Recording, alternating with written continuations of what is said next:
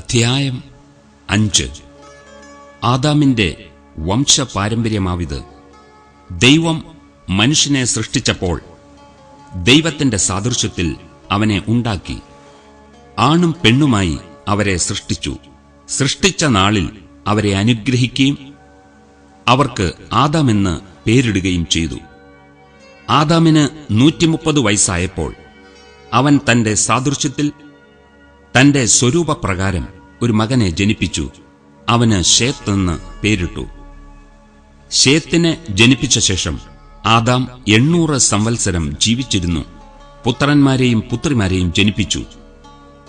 ആദാമിന്റെ ആയുഷ്കാലം ആകെ 930 സംവത്സരമായിരുന്നു. പിന്നെ അവൻ മരിച്ചു. ശേത്തിന് 105 വയസ്സായപ്പോൾ അവൻ ഏനോശിനെ ജനിപ്പിച്ചു.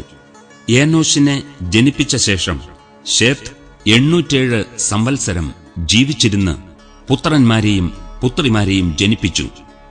ശേത്തിന്റെ ആയുഷ്കാലം ആകെ 912 സംവത്സരമായിരുന്നു.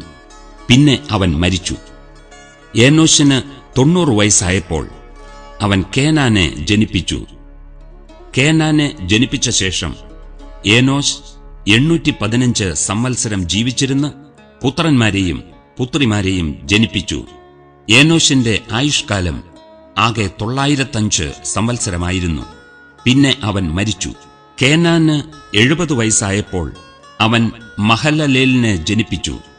മഹലലേലിനെ ജനിപ്പിച്ച ശേഷം കേനാൻ 840 സംവത്സരം ജീവിച്ചിരുന്ന് പുത്രന്മാരെയും പുത്രിമാരെയും ജനിപ്പിച്ചു.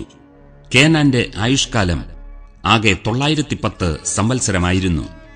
പിന്നെ അവൻ മരിച്ചു. മഹലലേലിന് 65 വയസ്സായപ്പോൾ അവൻ യാരേദിനെ ജനിപ്പിച്ചു.